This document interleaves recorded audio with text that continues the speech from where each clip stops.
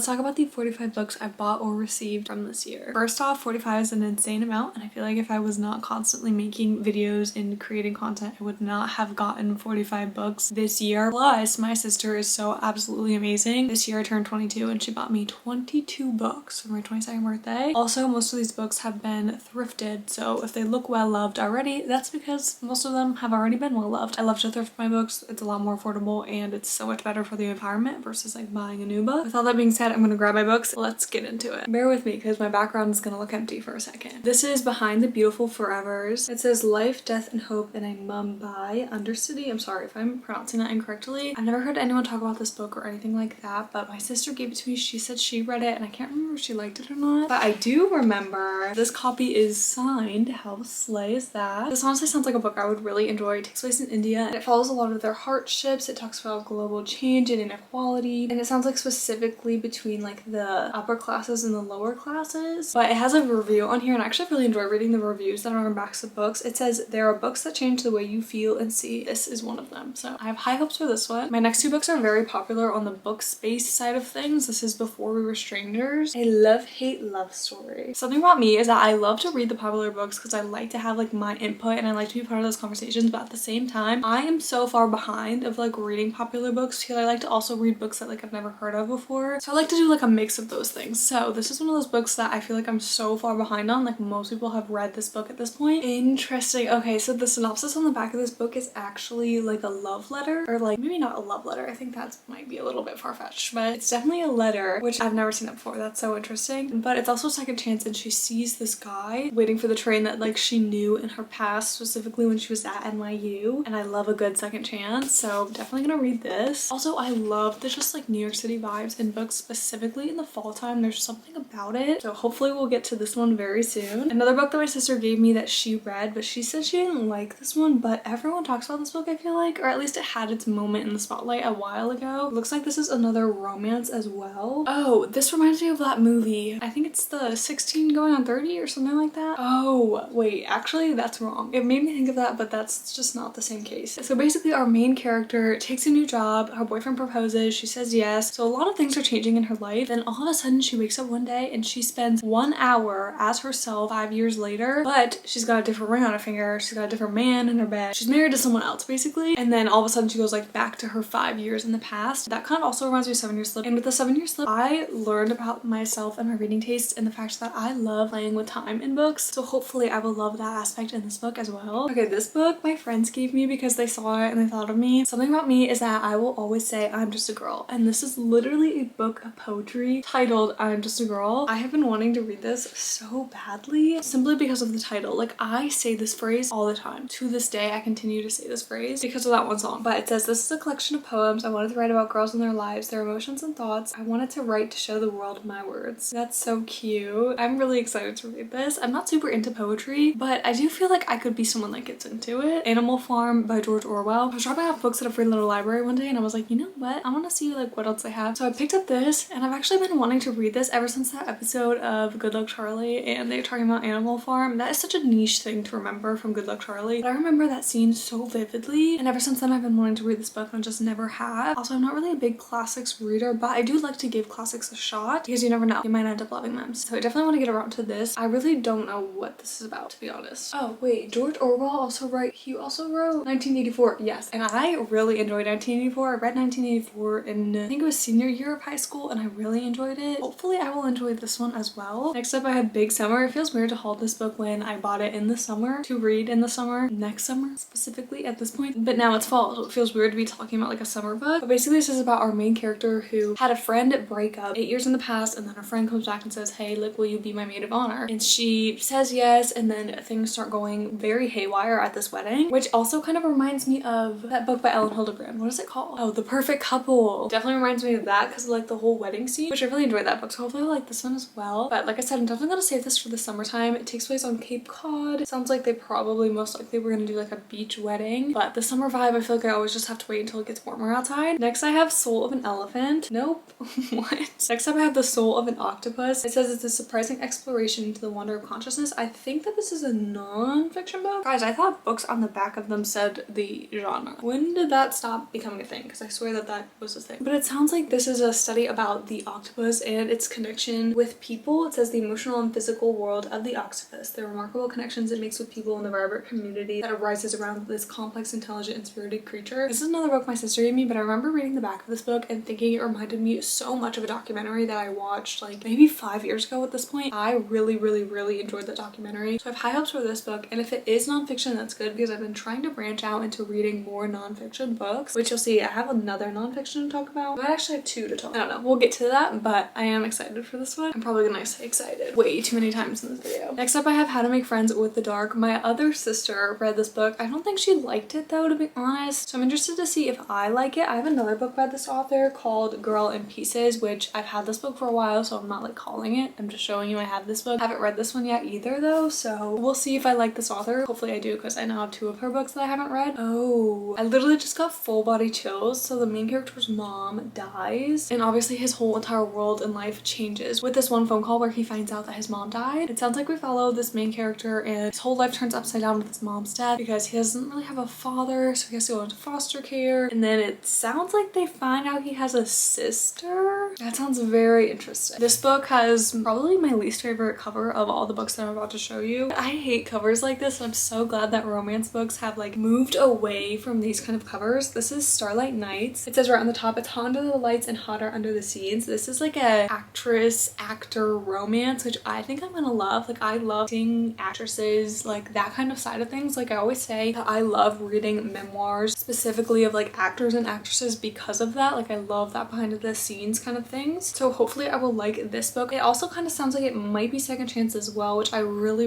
like second chance romance. So, and then I'm gonna haul this book even though I've already read it, because I read it I think maybe early high school maybe, so it's been a very long time since I read this. This is One of Us is Lying, and I have this book because my sister gave it to me. She didn't know I had already read it, but it's good because I never owned this book. I had borrowed it from a friend, and I want to haul it because I think I'm gonna read this one and then I'm gonna read One of Us is Next if I still end up liking this book. So I remember when I read it in high school I liked it, but obviously tastes change. But basically it's either 4 or 5 people have detention one day, and in detention one of them dies, and the only way that could have happened is like if someone in detention or someone outside knew that they were in detention, you know what I mean? So like, there's this whole mystery around like who did it, and I think I remember part of what happened or like a big chunk of what happens in the book, but I definitely don't remember all of it at all. So I really want to give this one a reread, and then like I said, read the second one that came out, and I think this one came out pretty recently, which makes me a little nervous because sometimes when they come out with like sequels that are very far apart from the first book, I just feel like sometimes they flop. We'll see, and I'll let you know if I like either of them. Next up I have Zoya. I have no idea what this book is about at all, but I do think it's so funny because look at this text. Can you even tell how big this is? I don't know, but when I read this book I'm going to feel like the fastest reader on earth because I'm going to be like flipping pages every 2 seconds because the text is really big, and you could tell this book was thrifted. It was definitely well loved before me. I honestly have no idea what this is about. Interesting. It says it covers a revolution in the infamous night of violence that ended the lavish life of the Romanov court forever. Here's the story of Paris under the shadow of the Great War. Wait, it is a large print book. That's so funny actually. But if this takes place during World War II or one of the Great Wars, I guess the Great War people would say would be World War I, right? I don't know. If it takes place during World War I and it's like a historical fiction, I'm definitely gonna eat that up. I actually love historical fiction. I feel like I don't read it enough, which is funny for me to say that because I always say that I love historical fiction and then I feel like I almost never pick up historical fiction. I feel like I'm kind of picky about what I read like in the historical fiction realm. Like I feel like when I read a historical fiction I am picky about it, but my favorite time period to read about historical fiction wise is World War II. Next up we have Funny Story by Emily Henry, and if you've read this book let me know if I should wait until the warmer months to read this book or if I would be fine to read this in the fall, because normally with Emily Henry books I always think of them as like summer books, but if this book is not giving summer books I will probably read it like this winter before it gets warm because I'm just very excited about this book. But basically our main character gets broken up with, and so she moves in to live with our main man character who is the ex-boyfriend of her boyfriend's new girlfriend, like the girl that her ex-boyfriend left her for. I feel like that makes absolutely no sense, but it's forced proximity. I don't know, might be enemies to lovers as well. I'm not really sure, to be honest. I've heard a lot of good things about this book. I have heard a couple couple not so good things, but that's not gonna stop me from reading it because so far I have loved every single one of Emily Henry's books. So I need to get to this, but like I said, I don't know if I should wait until the summer. So if you've read this, let me know if you think I should wait or if I can just go ahead and read it now. And then I have We Were Strangers Once. There's something about this book that reminds me of something, but I don't know what it is. It's just like every time I look at this book, I get a sense of nostalgia because I know I have not read this book before. Oh, this is another book I'm gonna like. We literally just talked about the fact that I like historical fiction, specifically during World War II. This takes place right after World War II, and it follows a successful Jewish doctor after his escape from Germany. So interesting. I've never read something where they actually like escape, but now he's living in Manhattan, and I'm sure he is dealing with a lot of grief from World War II. So I will definitely read this book. I'm on such a historical fiction kick right now, and I kind of love reading books that I haven't heard anyone talk about before because then I feel like I'm going into the book fully blind and I'll get to fully make my own opinion about the book, because sometimes when a book is hyped up, I either like go in with a lot of expectations or I kind of like convince myself that I'm gonna like the book, you know what I mean? I don't know. And then the next book I have is Carriage Trade. I feel like this book gives you like no clue about what it's about, which is very much like giving me like older vibe. I feel like books back in the day would always look like this, which I love old things. So this is the mesmerizing story of love, passion, intrigue, and betrayal. Also takes place in New York. Like I said, I'm a big sucker for books in New York, and so many of my books I feel like take place in New York. To those in the upper circles of New York society, ooh, okay, a New York society book, that's gonna get me. Reading about rich people, that's gonna get me. The next book, I remember the synopsis so very vividly in my brain, and I think that's because it sounds like it has a very, what's the word? Like it's very rooted in the Christian faith, it sounds like. Oh, also this is Endgame, The Calling. I feel like sometimes when I hold up the book, I forget to say the name, but this follows 12 players, and each player has like generations of generations behind them, and I think that if that player dies, like all the generations behind them also die, something like that. It says whoever finds the keys first wins the game. About the hunt for the first key, and tells the story of the hunt for a hidden key written into the book as a puzzle. It invites readers to play their own endgame and to try and solve the puzzle. Whoever does will open a case filled with gold. Alongside the puzzle will be a revolutionary mobile game built by Google's Nantech Labs that will allow you to play the real world version of Endgame. Oh wait, what? Wait, now I'm confused. Is this like in the book that happens, or like in real life I can play this game? I don't know, but maybe I'll actually read it. I don't know. This book, I'm kind of iffy on if I'm gonna read it. I was gifted this book by my sister when she gave me like the 22 books for my 22nd birthday, so I don't know for sure if I'm gonna read it, but I feel like I'm always the type of person that is at least gonna give a book a shot, so I might read like the first couple of pages and see. I don't know. Let me know if you guys have read this book. I haven't heard anything about it or this author at all either, so maybe I will just give it a shot and see. Okay, now let's talk about a series that I started but have not finished, which I really need to get more on top of that. Maybe I'll do like a little reading series that I'm in the middle of video, but this is the Magnolia Parks universe. I have the last 4 books that are out right now because the only book that I've read in the series is the first one, and I read the first book and bought every single book in the series because I was like, I don't want to wait to read the rest of them. I don't want to wait and hold for Libby to read the rest of the books, and yet here I am and I have yet to read the rest of the books, so I really need to get on that. But I have Daisy Haynes, which is the second book, and you follow Daisy in this universe. Daisy and her love interest, I assume. And then the next book I have is Magnolia Parks, The Long Way Home, and Daisy Haynes, The Great Undoing, and Magnolia Parks, Into the Dark, which this is my favorite cover by far. This takes place in London, and they're all like rich families, and they're in high society London, and it very much reminds me of Gossip Girl. So if you like Gossip Girl and that whole vibe, I think you'll like these books as well, which also means at least in the first book there was a bit of like a toxic romance situation, so if you don't like that, you might not like the books. But that might have been my first toxic romance, and I actually really enjoyed that book, but I think I enjoyed it mostly because it was reminding me so much of Blair and Chuck, and I just love that. That's one of my favorite TV shows. And then sticking on that same train with series, I actually have the entire box set of the Natural series. Something about me is that I don't know how to just buy one book in a series. Like I just need the whole series in my possession before I want to start the series. I don't know why I'm that way, but I am. But because I am that way, I always ask like friends and family or Chris, so I'm like, hey, like I want like a box set of books, and my boyfriend delivered for my birthday. He got me this. I've yet to read them. I feel like the fall time is going to be the perfect time to read these books. These books were going crazy. I think it was last year or the year before that. Everyone was talking about these books, I feel like. And it has such an interesting premise. It is high schoolers working with the FBI, which is crazy. So it's literally high schoolers solving FBI cases, which kind of reminds me a little bit of A Good Girl's Guide to Murder, because I think this series is YA as well. This is also the same author that wrote the Inheritance Games trilogy, which I haven't read those books either, which I really need to. I'm probably gonna ask my parents for those books for Christmas, honestly, because I really want to read them. But these books just sounded so up my alley. I love a good YA mystery crime type of situation. And then I have Ask Again Yes, which is another popular book on the book side of the internet. internet. I never know what to call it because it's not like just Book Talk anymore. It's like Bookstagram, BookTube, all of those places. Like I feel like people were always talking about this book. Another one that takes place in New York City, I think. It says he's an NYPD cop, but they're in the suburbs. It says what happens behind closed doors in both houses, the loneliness of Frances' wife Lena and the instability of Brian's wife Annie sets the stage for the explosive events to come. Interesting. Heartbreaking and redemptive. Ask Again Yes is a gorgeous and generous portrait of the daily intimacies of marriage and the power of forgiveness. So I guess basically we're following two different couples in this suburb outside of New York, which is a setting that I've never quite experienced before. I also don't know if I would normally follow like two separate married couples in a book. Maybe sometimes I do in like thrillers, but this is giving just plain literary fiction. And then this book's kind of funny. I have Yours Truly by Abby Jimenez, which I'm pretty sure is the second book in a series, but you may be able to read these as interconnected standalones. I'm not 100% sure, but I did look this up on Goodreads after I thrifted it just to realize that it's the second book, and I really want to start with the first book, so I will not be reading this anytime soon until I can get my hands on the first book. And I've actually never read anything by Abby Jimenez, so if you think that I should start this series, let me know. I guess that goes for any of the books I talk about. If you think that I should bump them to like the very top of my TBR, just let me know in the comments and I will. But I literally have no idea what this book is about, and I honestly don't want to read the back of it since it's the second book in a series. So I do own this. I did pick this up from the thrift store, and I honestly need to be better about doing that, but every time I see a book in the thrift store, I just immediately am like, oh, I've been wanting to read that, let me just pick it up. I don't normally look to see if it's in a series or not. And then I have The Girls in the Stilt House, which this synopsis reminded me a lot of Where the Crawdads Sing. I think that's just because of like where it takes place, because this takes place on a swamp, and then Where the Crawdads Sing took place in the marshes of North Carolina. But it sounds like our main character ran away from home like a long time ago because she didn't really get along with her father, and now she finds herself back home. And then it also follows a girl named Matilda, who is the daughter of a sharecropper from the other side of the trace, doing what she can to protect her family from the threats and demands of some particularly callous locals is an ongoing and escalating struggle. She forms a plan to go north to pack up the secrets she's holding about her life and hang them on the line for all to see in Ohio. I'm a little bit confused. The two girls must come to terms with their complexities of their bond and hidden past that links them in ways that could cost them their lives. Honestly, I'm a little bit confused. What is costing them their lives and why? I don't know. Guess we'll find out when I read it. This next book is another one of those books that when I look at it, it kind of scratches an itch in my brain, and I feel like I've seen a cover like this before. This is The Deadly Hours, and like I said earlier, I really enjoy time travel in books, so I wonder if this book is going to have some type of time travel element in it as well. Oh wait, is this a bunch of different— yeah, it looks like this is a bunch of different novellas. A stellar lineup of historical mystery novelists weaves the tale of a priceless and cursed gold watch as it passes through time, wreaking havoc from one owner to another. I've never read anything like this before, so I'm very excited. And then next is a book that I really need to get to because of the TV show, and I just feel like everyone's always like, you need to watch the TV show, and I've never seen the TV show because it's also a book, which I didn't know until I stumbled upon this book, and I was like, I need to read it now because I have to read it before I watch the TV show. Literally, Stephen King says on the front, hypnotic and scary, totally original. Maybe I need to read this during the fall time as well, but I do know that it has very creepy vibes to it. Oh, it sounds like Joe, who works at like this little bookstore, is kind of stalking her almost. It says, as Joe invisibly and obsessively takes control of Beck's life, begins quickly removing the obstacles that stand in their way. Joe will do anything to ensure Beck finds herself in his waiting arms, even if it means murder. That is wild. I need to read this. I just realized just how many books I have that take place in New York City because the next book also takes place in New York City. This is Love Interest by Claire Gilmore, which is so exciting because this is signed. Let me show you. This is like a prized possession to me ever since Haley Pham also talked about this book, and I've had this book like sitting on my shelf since before she talked about this book. She rated this book literally like 5 stars a while ago, like months ago, and every time I see this book on my shelf now I think of her. But I do have a signed copy, which is just so exciting to me, even though I've like haven't read this book at all. I just feel like this weird connection to this book for so many reasons that I'm not going to get into. But you follow a girl named Casey who works in finance, which you didn't know my degree was in finance, and she works for a publishing company. Interesting. That sounds like such a cool job to me, honestly. So it sounds like her life is going pretty good until she is passed up for a job in favor of the board chairman's son. So it sounds like we're gonna have a little bit of enemies to lovers type of situation here. Very excited to read this one. And then this is another nonfiction book that I had. This is The 5 Love Languages, The Secret to Love That Lasts. My mom actually gave me this book because she read it and said that it was just a really good book, so she thought I would enjoy it as well. I'm assuming it just goes through the 5 love languages. Is short as well. Definitely will read this though because I think that that's something really interesting, and like I said, I'm trying to get more into nonfiction. And then these next 2 books, I always forget which one's first. I think There Are No Saints is first, and then There Is No Devil. This is a little duology. It's called The Sinners Duet actually, and these books would be my first first dark romance books, which I was talking over on Instagram. I've got some recommendations for other books that some people say like I shouldn't start with these as being my first dark romances, but I'm just so intrigued. And again, these feel perfect for the fall. Like so many of these books I feel like are just perfect for the fall, which makes me feel like I need to just read everything right now, right this second. But let's look at the first one and see what this one is about. This is about Cole, who it says he's wealthy, successful, respectable. This takes place in San Francisco, so we've got a new city other than New York now. I remember this one line on the back of the book so vividly. It says, "In truth, he's not just an artist. He's a predator and the city is his hunting ground." That's wild. So we're gonna see if I like these, and we're also gonna figure out if I like dark romance or not. Next I have The Paris Apartment by Lucy Foley. This is another popular book that has been everywhere. The back of this book really does not tell you much about it at all. It literally just says that there's a bunch of residents in this apartment building. It says everyone's a neighbor, everyone's a suspect, and everyone knows something they're not telling. So definitely just a thriller mystery that takes place in Paris. That's all you get to know about the book, I guess, before you go into it, which is fine by me. I kind of like being a little bit surprised by books. I like to go in blind. I don't think I've read anything by Lucy Foley before, but she is a very popular and beloved author. And then I have If He Had Been With Me. I don't have the second book that recently came out from this, but I believe it's just a duology. I think it's just the 2 books, but I feel like I heard not great things about the second book, but there's so many great things about this book. Oh, this actually sounds really sad. It sounds like Autumn and Finn broke up. Autumn has a new boyfriend. Finn has become like the it boy at school. It sounds like Autumn is starting to regret not being with him, but she knows that she'll never get that chance back, so sounds a little bit sad. That's okay. And then I have Credence by Penelope Douglas. I've never read anything by Penelope Douglas before, but her work is everywhere. It's very popular. Specifically, this book is very popular, which I don't know why. I am just very intimidated by this book. I think it's because I've gotten something slightly spoiled for me like on Book Talk, and I don't know, that just makes me a little bit nervous for this book, like what was spoiled for me. Okay, so we follow a young woman who her parents very suddenly passed away, but she never really had a lot of connection with her parents. So then her stepbrother is like her only relative, and so it sounds like he kind of like takes them under his wing. I'm not really sure. Also sounds like she's much younger than I thought she was. She's about to turn 18, so we'll see. My camera's about to die. We're gonna have to go a bit faster because my camera's about to die and it's about to overheat. So next I have The 5-Star Weekend by Ellen Hildebrand. I love Ellen Hildebrand. I've read a lot of her books before. This one sounds like it follows a young woman whose marriage is falling apart, and so she plans this weekend trip to Nantucket, but then things just immediately fall apart while she's in Nantucket as well. Definitely gonna read this, but I'm also definitely going to wait until the summertime to read this book. But like I said, I love Ellen Hildebrand. She's like my go-to summertime author. And then I have Tony Susan, a novel by Austin Wright, which I recently discovered that I love books that have a novel in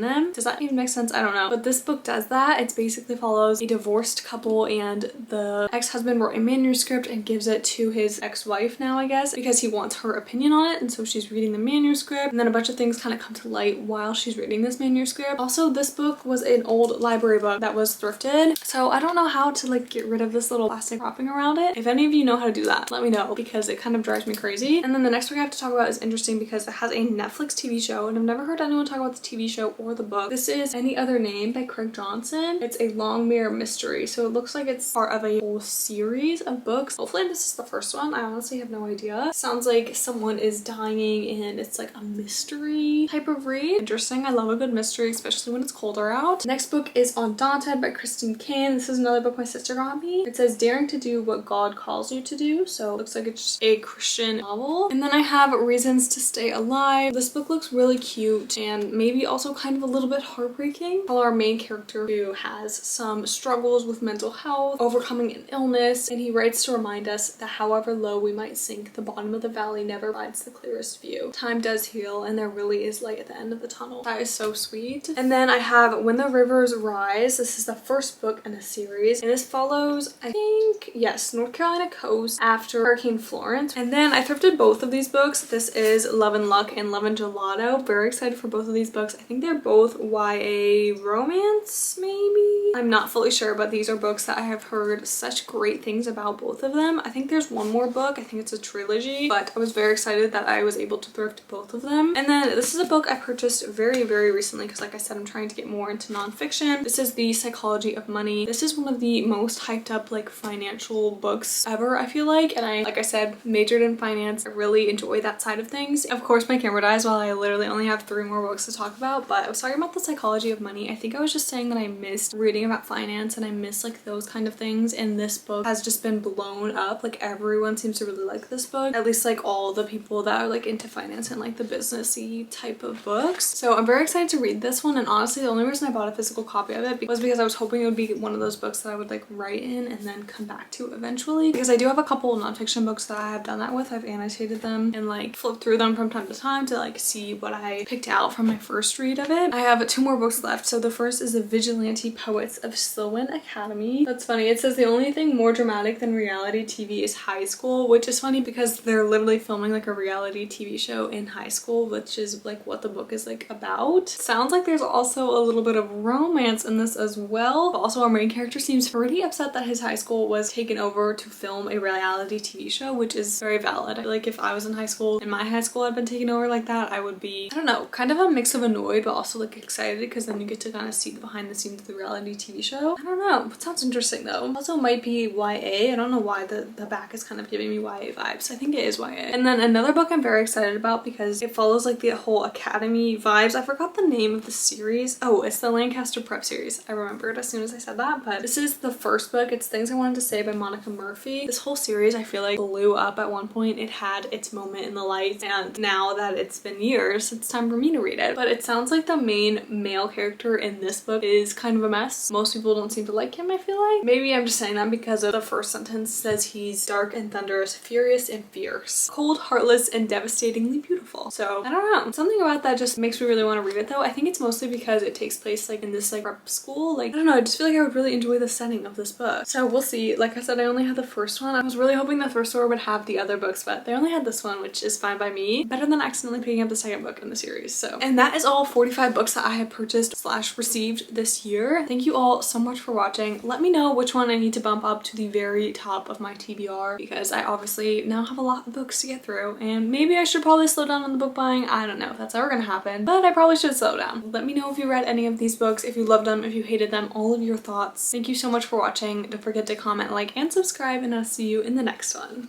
Bye!